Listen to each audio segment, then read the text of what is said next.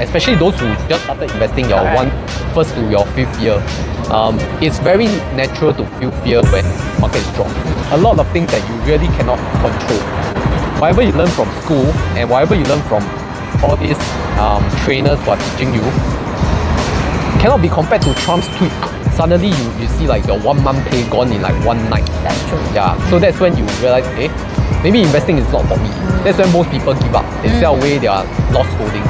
You need to embrace that. This is just human behavior. Meet Chris, the YouTuber behind Honey Money SG. Once a corporate accountant, Chris walked away from a stable job to build a channel that simplifies money, investing, and life beyond the 9 to 5. Today, Honey Money SG has become a go-to space for practical personal finance and real-world investing insights. In this Arigato Deep Dive, we sit down with Chris to unpack how he thinks about the current market. Do you personally feel that we are overvalued? Do you think that there's a bubble coming, or you feel that actually it's okay? How he builds his own portfolio. So out of your $1 million US dollar, right, how many percentage in equity, how many percentage in gold, crypto, property, all this? And what it really takes to turn a side hustle into a full-time dream. If you are curious about money, freedom, and building life on your own terms, this episode is for you.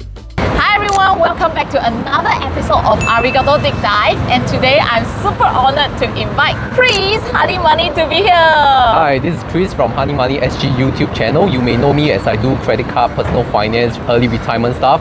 I run a YouTube channel and I also do like other kind of social media platforms.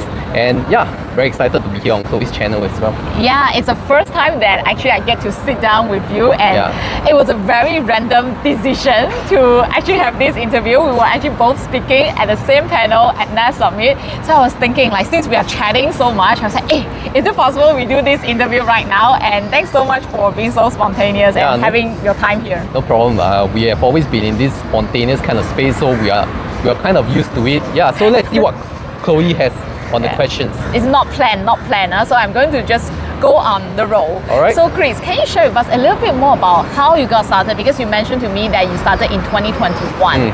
So at that time, that was 1 year into COVID, right? What made you have this aspiration to start your channel? 1 year before I started my channel in 2020, I was looking at other creators in this space, the finance creators in Singapore YouTube space. So I was thinking, if they can do it, I think with my expertise back then as an ex-accountant, right, I could do it as well, right? If not do better, right? So I thought that, maybe I should give it a try.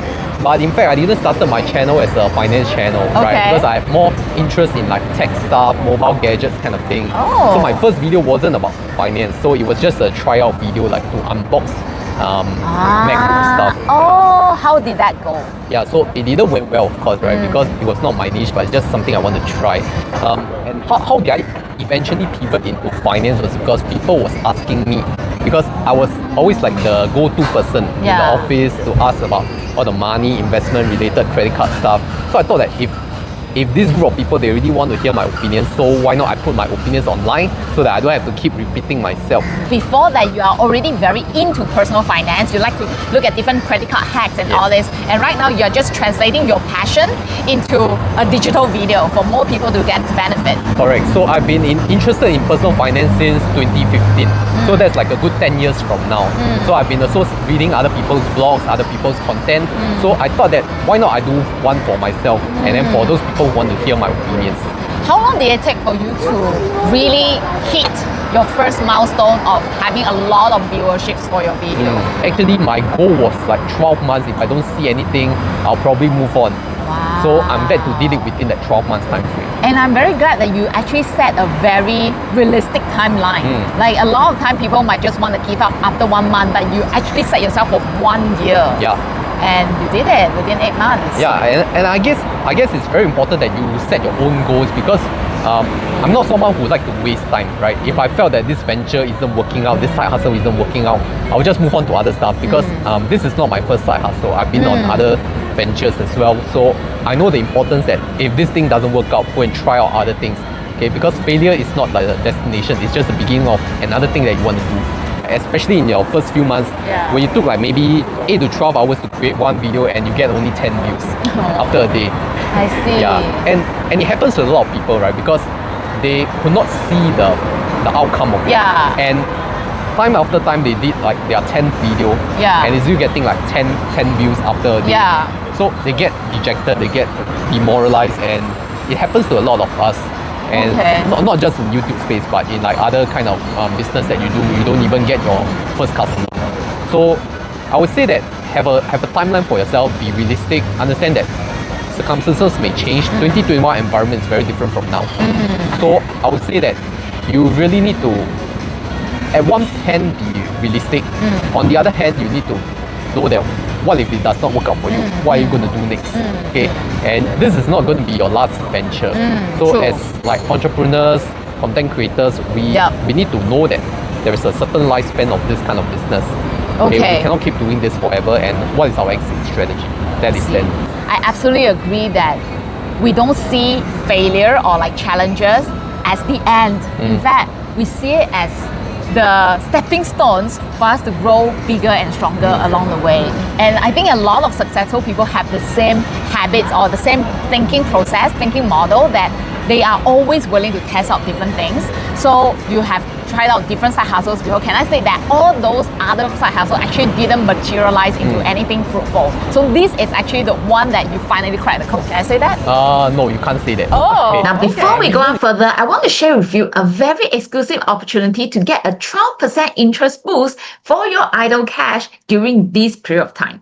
This promotion is only lasting until end of this month, so you want to make sure you listen to this carefully. Where can you get good deals like this? Actually, it's from Longbridge, a very established broker regulated by MAS in Singapore. As a Longbridge exclusive partner, if you sign up through my link, firstly, you will get $18 worth of Tesla share when you deposit $100.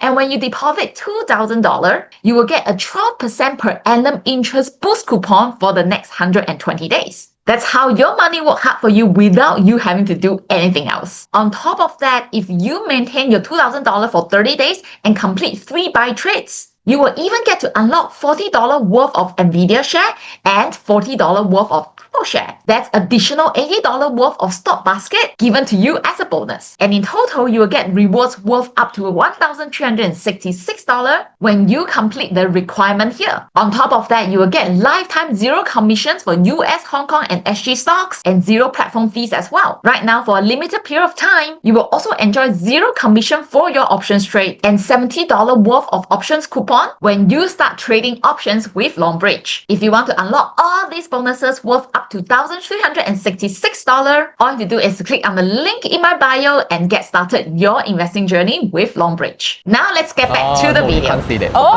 Okay. The reason is because my first side hustle was giving tuition, right, as a university student. So that worked out. But you couldn't scale it, right? That's because true. you need to use your human labor hours, go and visit different homes, different families, and your time is limited and you have to travel, and that is not a very good side hustle if you want to scale it up.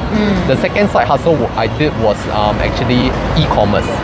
Right. So e-commerce is a very simple kind of concept. You buy low and you sell high. Yes. Correct. But it takes up a lot of time and it takes up inventory space, which is So you actually have a physical, like you actually have the imported goods. yes, Oh my in gosh. my bedroom. Oh, Which is taking up a wow. lot of space, and it is not really scalable in that sense. It's more Yeah. scalable than tuition, but it still takes up inventory space. So my YouTube was my third kind of serious Side side hustle that really doesn't take up space, can use my knowledge, and I could scale it up better. So it's one of the more successful ones. So for yourself, like, do you still think that right now YouTube is still a good way to build a side hustle? Okay, right. So this we can explain it in different levels, right? But I want to put it in a general level is that if you want to do content creation, YouTube is a long-term kind of thing. But you cannot just do YouTube alone. Why I say that is because the era of YouTube YouTube being a single business is kind of over. I see. Right? So you can keep building your content, but one day you will run out or lose out to other people ideas who are fresher content than you. So what I feel that the end of YouTube is that you treat it like a marketing channel, right? As long as you keep doing it throughout the years, sooner or later you have an expertise in something, you're skilled in something. That's where you kind of build other forms of businesses. Maybe you are good in options trading. That's when you run like a training program, a course, and you use your YouTube channel to kind of funnel it into the next business, right? So this is also something that I've been working on as a consulting arm for solo businesses, solopreneurs, content creators, right? So if you think of it as in the past, right, the 10 years ago, we look at the top YouTube channels in Singapore, they are all entertainment channels. Yep. But right now, they are also kind of pivoting, right? Because the audience grows with them. Yeah. So they kind of move on to adulting kind of content. Okay. Yeah, so you can see where this trend is going. And I felt that YouTube should not be your only platform, right? Venture out into other stuff. Like YouTube become your main business, but you can have a new side hustle outside of YouTube. That's where you kind of transition. So you're saying that YouTube as a marketing arm, but you should have, like let's say for me, I coach people about options. So I use YouTube as a video to talk about options in general. But if you want to learn about options, actually I have my program. Yep. That's what you're talking about, right? So you're kind of segmenting your audience. Those who just want the basic information, they could go to a YouTube channel for free education content. And those that want more expertise, specialized information, they can go to your training program. I see. So for yourself right now, like we're talking about, you are doing another side hustle right now, which is your second business on top of your business, which is in YouTube. Can you share with us a little bit more about that business you're doing? Sure. So this company is called Solo Biz Private Limited. So we kind of run two business functions here. First, we want to educate people, educate those solopreneurs who are doing it on their own, whether they are in content creation or some of them are home bakers. They work from their homes, and they at one point in time they will think of whether it's worth it to incorporate a company. Okay. Because they may be earning like 6 figures and they don't even know the benefits of starting a company. So that's where the education arm comes in.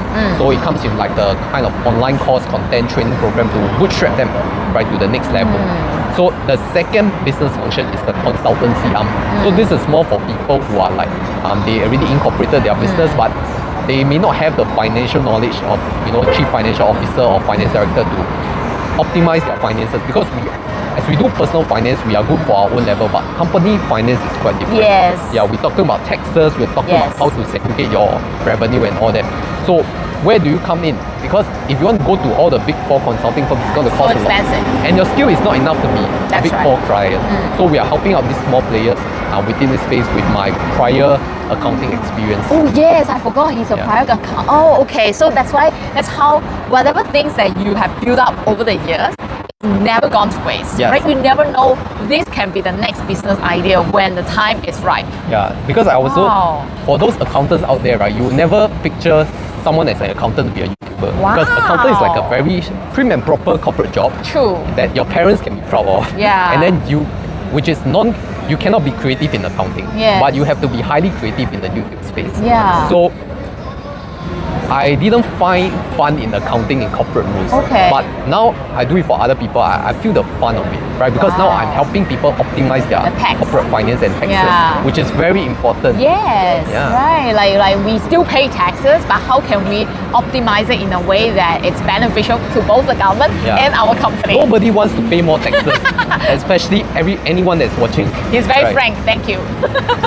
I mean, we pay our own dues, but whatever that we don't need to pay, we can try to find ways to pay less tax. So now you know who to look for, okay? If you have a company like solopreneur like me, well, I think later we can take this conversation offline as well. Okay, interesting. So for yourself, right, like at that time when you quit your full-time accountant job to become a full-time YouTuber, was it a difficult decision for you, or it was actually like no-brainer? Okay, so let's talk about the phase, right? So 2021 was the startup phase. So I'm just like kicking stuff around, hoping that it picks up. But the second year, 2022, that's where I see a slight growth, right? Slight growth. So it's accelerating growth. It starts to like complement my full-time income. So I gave myself a goal that by the time it reaches 80 to 100% of the full-time income, I should finally take the YouTube hustle full-time because I could scale it. Okay, so the hardest period was probably after I quit the job, right? Because it also meant that my income got cut in half, right? So that was a difficult phase because I was also like kickstarting the company and navigating my way around operating the business. And I think the tougher part is more like you don't know when your next paycheck is coming in, and you know that this paycheck is time limited. Okay, so that's the worry of every entrepreneur, not only content creator, because you have to pay all your costs first before you even pay yourself, right? So I think the first 6 months was the most difficult after quitting the job, because you're working like 12 hours per day, including weekends. Okay. Yeah, so that was quite difficult. And even the phase before that, before you quit the job to leave the company, you need to build up all your savings and whatnot, right? So yeah, you work in a day job, and then after work you go and Still work continue to work, yes. Yeah. So right now I'm over this phase lah. So I work like normal office hours already. Okay. I don't work on weekends. I only work normal 9 to 5 hours. So it's a very big change. So if you ask me to go back to that phase, I probably wouldn't. Okay, but if you ask me if it's it was a necessary phase. Yeah, it was necessary. And how do you give, like, let's say people who are watching, they might be thinking like where you were back then, like you're in the phase, any benchmark that you can give them so that they have a clarity that, okay, maybe I'm ready, you know? Okay. Yeah. Yeah, okay. So it's a very simple mathematical formula. Yeah. Like for mine, right? First year I needed to at least like make profit. Okay. I won't even say you at least break even, right, in your first year, to make sure that at least there is some proof of work, proof of income kind of thing, right? And then the second year you kind of see as long as you can see growth, okay, you know that you can start growing this business second, then I think that you can try to see where you can reduce your full-time work, whether you work less hours or you take more sabbatical or what, and you see whether you can grow it further. Okay, don't quit your job just to focus on your full-time side hustle, right? Make sure it's fully functioning first. If not, you would totally regret what you're doing. Yeah, especially right now the job market, I heard it's more difficult. So really think twice, but don't stop trying. Like really try out, have a proof of concept, like what Chris said. That means you definitely need to see money coming in. And if this is not just one time off, but like repeated like pattern that you can keep on making money, then eventually they give you confidence to actually quit. Yeah. And also understand that the macro environment changes every year. So whatever that applies to myself may not apply to you in the current climate. That's so true. you need to assess the macro environment. And just now we were talking about this conversation of you trying to take a step back rather than keep on hustling like what you say. Right now you're like 9 to 5 and don't work on weekends. What makes you have this relaxation attitude towards money? Why not have more? Why not? Like I know some content creators like, oh, I want to double down more, I want to grow more, I want to make more money. Why is your approach different? Okay, so for those who don't really know me, right, I'm quite an introverted person. So for introverts, right, we really don't like to stay in the limelight for too long, right? So to me, YouTube was already outside of my comfort zone, but I really enjoy the conversation and the networks, just like me and Chloe here, and then we go and attend events. Yeah, I like that part. But what I really don't like is that maybe you're exposed to the public, and whatever actions or words that you say gets magnified, right? So I felt that at one point in time where your financial is comfortable enough, there should be, okay, or I should say that for myself, I would prefer to step back to the backstage. That's where I grow my consulting business, where I really advise individuals one-to-one. That's why I really enjoy the deep conversations because I enjoy the network and the social connectivity. I see. Yeah, but I don't like being exposed to the public. Okay, I see. So I think I also learned one very important thing is even though you are introvert, you can choose to overcome and actually still step up.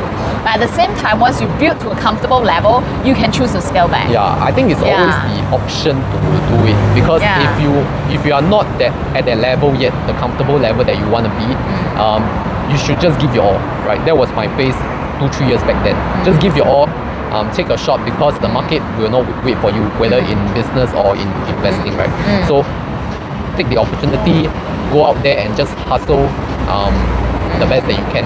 And once you reach the phase that you deem you are comfortable enough, you can then have the option, not telling you all should do it, but you have the option of whether you want to scale back or go take it to the next highest level. So before you quit your job, have you already started investing as well for many years? Yeah, I've been investing since I was a university student. Wow, that's amazing. So is it because it has to do with what you were learning back then as an accountant?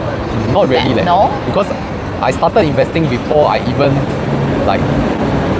went up. No. In fact, I chose accounting because I already dabbled Interested in invest- investing. Yeah. Okay, Yeah, So I thought that accounting would give me some more theory concepts of how I could better apply my investment skills. Wow. But I can tell you that it's not. You think that formal education will really help you, but it helps in a little sense that you understand the company structure, financials and all. But we talk about behavioral finance, which is nothing taught in my accounting school. That's just real life financial emotions, and that's going to affect how you invest. So how do you stay zen? How do you stay peaceful when the market turn against you? Stoic. Stoic, yeah. Stoicism. Yeah. Actually, I learned this from other people. They talk about this on their YouTube channel because when I was much younger in my 20s, I was quite emotional when markets drop. I think that's the same for everyone else. But I think once you go through enough market corrections and crashes, it kind of become immune to it. Like just another time. It's just another day. Yeah. Because, especially those who just started investing your first to your fifth year, it's very natural to feel fear when markets drop.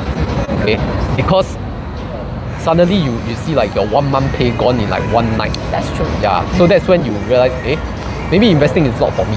That's when most people give up. They sell away their lost holdings. Right. So I always advocate that this is a very normal reaction. Even people like me or Chloe, we went through this phase. Yes, everyone. And maybe we made the same mistake of buying high and selling low at one point in time. Yes. Yeah, so you need to embrace that this is just human behavior. Yeah, very few people can overcome this. But once you've gone through enough phases in life, you realize that this is just another day. And when you invest long enough, you realize it always goes up if you invest in the right companies and the index. Yeah, so you'll get used to it. Yeah. So are you a more index investor than individual stock pickers, or you are quite balanced? Okay, I used to be an individual stock picker. Yeah. Like most people when they start, right, they 20s, they think they can beat the market Warren Buffett, better than Warren Buffett even. Yeah, so there comes to a phase where you realize, you are really not that good. Yeah, and you really need to take the humble pie and realize I rather just get the market returns and focus my time on something else. So that all comes with experience of getting beaten by the market. Yeah, those of you who think you can beat the market, not that I don't believe you, but to do it consistently over the long term, it takes a certain character and certain expertise. You may have it, but most of the people around on the street, including myself, I don't have it. So if you have it, good for you. Yeah, and it's really not easy, right? Like you see Buffett reads every day and he reads hours and hours. How many of us have that kind of patience and the kind of passion to go and read pages after pages for the entire day? So that's where eventually I also pivot. I felt like, wow, individual stock picks is great. It can sound sexy, but what really gives consistent return is actually ETF. It's actually index investing. Okay, maybe I will add on to that. While you focus on ETFs and index funds, right, you focus your time on other things that generate more money. Maybe it's your business, maybe it's your full-time job. That is another form of investment, because investment is not just into equities market or bond market or options market. You can invest your time in better relationships, better networks, better job opportunities, better business ventures. All these are things that compound over time. So don't just think that investment is all financial markets only. It could be like things that you never even know you could invest in. That's true. And then from the additional income that you get, you fund it into your investment portfolio. That's how you compound even faster. Correct. Yeah. So what's your opinion on like other asset classes? For example, gold, crypto. Do you personally invest in them? Yes, I do. Okay, both? Yes, but that comes at a much later stage now, because in the past I was not very well versed in this kind of knowledge, and I don't understand why people need to invest in other things. So over the years, I've also unlearned some stuff. Like in the past, I was very against property investing, precious metal and cryptocurrency, because I thought just invest in equities lah. Why you need to invest in so many things? Yeah. So over time, I learned that it's not just for diversification of assets, but it's just things that once you see the markets tank before, right, you realize, all these other kind of assets, they are not so affected by the market. That's why these things are like I give you the peace of mind. Right? So peace of mind, they come at a cost. Maybe they don't grow as high. That's true. Or as fast as other assets, but it's important to keep your eggs separate. Yeah. It reminds me of one of the fund manager. He talked about like sleep as the litmus test. Like if you can sleep well with it, then it's good, right? But if you do certain thing that you know that maybe it give you higher return, but if you can't sleep, it doesn't make sense, right? You will not be able to be sustaining in this journey. If you don't mind revealing, how big is your portfolio right now? All the different assets added together. Okay. So my last updated public video on my investment assets is 1 million USD. Okay. That was in August 2025. Okay. So right now we are in December. Already. Yeah. So you kind of guess what's the trajectory back then. So out of your $1 million US dollar, right? How many percentage in equity? How many percentage in gold, crypto, property, all this? Okay, so for gold and crypto, it's adds up to around 6 to 7%. I'm targeting it to be around 10%. So I'm slowly adding into them. And then equities is more than 80%. Then the rest are in others. I see. So for yourself, like, what's your view on the current market? Like right now we are in December. Do you personally feel that we are overvalued? Is it too, do you think that there's a bubble coming, or you feel that actually it's okay? Okay. I made a video in July where the S&P 500 was 6,300 points. And the market back then was at all-time high. So the content was around, should you invest at all-time high? So I said that you can either stop investing if you feel fearful of the market, but what I'm doing is I'm just consistently dollar cost averaging 6,300 points. So depending on when you're watching the video, S&P 500 right now in December, 6,006, 6,007. Yeah, so it really doesn't change much of what I want to do. Your strategy, right? Because my strategy is always focus your time elsewhere. Don't look too much into the market. Just believe in the index fund and ETF. In the long run, right? Okay. I used to have much more, like, when a certain stock fall, I go and learn or research why this stock fall tonight. Is this a buying opportunity? Then I realized that over time, there are a lot of things that you really cannot control. Okay, like whatever you learn from school and whatever you learn from all these trainers who are teaching you cannot be compared to Trump's tweet. That is true. Yeah, Trump can just tweet or write a true social message and that could just turn markets overnight. So investing is very different in the past from now already, right? So But we have a very influential president. Interesting. So that's just my take on the market. Don't look too much into it. Focus on what you're good at.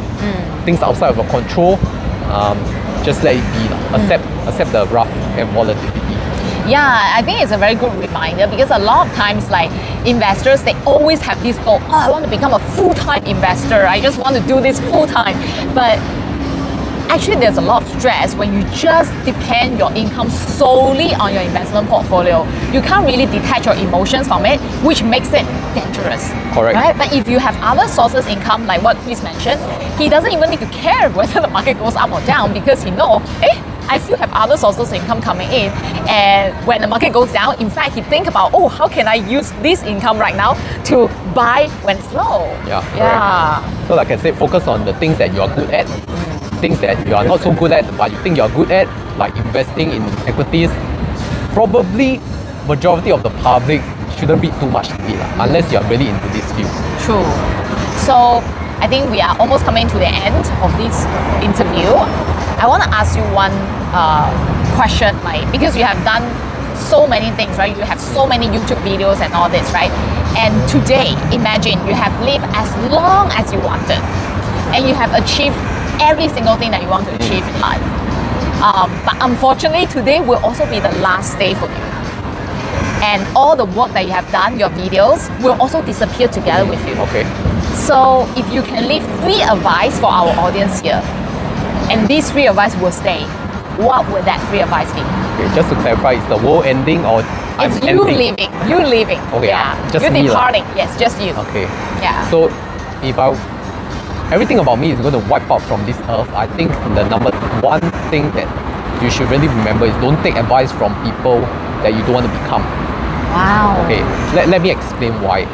Okay, because there's just so much noise in this market, finance and content creator space, that more and more advisors are sprouting out. People who have their own agenda, their own incentive to do so. I mean, if you admire that person, like you admire Elon Musk and you aspire, you want to be like him, then go ahead, go and follow his advice. But there are out there a lot of people who are spreading very ill-mean advices, and even though they may be popular, but they may not be right for where you want to become. right? So be very careful of who you take advice from. So follow people that you genuinely want to become. It's the values, right? Alignment at the end of the day. Wow, beautiful. Okay. Yeah, the second thing is don't care too much about what other people think. Okay, why I say that is because I actually started my YouTube channel like 6 months after I thought of starting a channel, because I was very afraid of public opinions. Okay, I see. And some of you are introvert also. Yes, correct. So it takes a lot of me to really go out and step out to start my YouTube channel, because I was very afraid of what people say, you know. Yeah. Like, how can an accountant be a YouTube person, right? And yeah, then I realized that after starting, right, all this is just nobody cares. Nobody cares. If no one is watching a video, nobody will know of your existence. And if anyone is watching a video, it means that you have reached a level where you have a certain influence. Yeah, that's true. Yeah, so don't care too much about judgment, because I think why a lot of people are unhappy in this world, because we care too much about what other people think of us. Right? So if you can negate those feelings, right, you'll become a better person. So do you still not have, like right now, do you have no emotions towards haters? Okay, haters, this kind of thing it is always a thin line between what they say is constructive criticism versus what they say is just pure. Okay, so you will appreciate the constructive criticism because it makes you a better person. That's because true. you also reflect on yourself what you could have done better. Yeah. But there are just some people who are just out there to make people's life harder, right? So you really, I would say it's easy. So you need to really improve on your own mental capacity if you really want to be out there on the internet.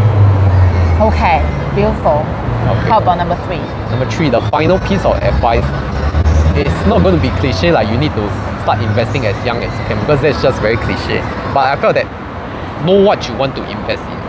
Oh. Okay. Okay. Because some people, they may not have the financial means to start investing even as a student, right? But you know, some people, it's just a stroke of luck. They made a friend who has so well built connections. Okay. Then the friend, you know, introduced him to this company, and then they make a very good income because he just knows this person, right? And that all stems on things that are outside of financial markets. So don't see investing as just a financial markets thing. Focus on people around you, those that you could add value to them and they could add value to you. That's beautiful. Especially as you go to more and more events, you realize, people come here to listen to me, sure or not? So you question yourself, it's really, you have so much value to give to other people, and one day this person might help you instead. Yeah. So I have some followers where I would have never, okay, let me put it this way, there are some content creators that I never thought I would get to meet them. Yeah. Because I was always watching from them behind the monitor screen. Yeah. So until I came to this place, we can make this social connection, this kind of thing. So life works in mysterious ways. Don't just think of investing in financial markets. Invest in connections, invest in your job, invest in your boss even, right? Try to treat your boss better. Maybe that will guide you for the next promotion. Yeah, I absolutely agree. I think like I am who I am today thanks to my former boss, right? Without Sean, I definitely wouldn't have the skill set and whatever things I'm enjoying today. So really, I think what you say at the end of the day is really about the relationship, because I think the more people that I interview, those very successful like people, they all talk about the power of network, the power of relationship, because that will really take your mindset to the next level. And because when you're able to grow, I think that's how everything else around you will start to actually be transformed. Yeah, have an open mind. Yeah. Don't be close-minded, thinking that That's true. you are the only person that needs the validation. And the environment is so important, because if you surround yourself with a great environment, that you see everybody thriving, everybody like testing out different things, and they get success in little ways, you will feel like, oh wow, if they can do it, I can do it too. Correct. Right? So don't seek external validation. Wow, beautiful. Thank you so much for no problem. spending your time here. And I'm very sure our audience learned a lot. Feel free to type it in the comment. What is your greatest takeaway from this conversation with Chris? And make sure to follow Chris along the way, because I think he's definitely going to continue to grow a lot as a person, and of course as a content creator as well. Yes, remember to subscribe to Honey Money SG and my second business, Solo Biz SG. Yes, I will put down all the links in below. And see you guys next time. Remember to like and subscribe this video as well.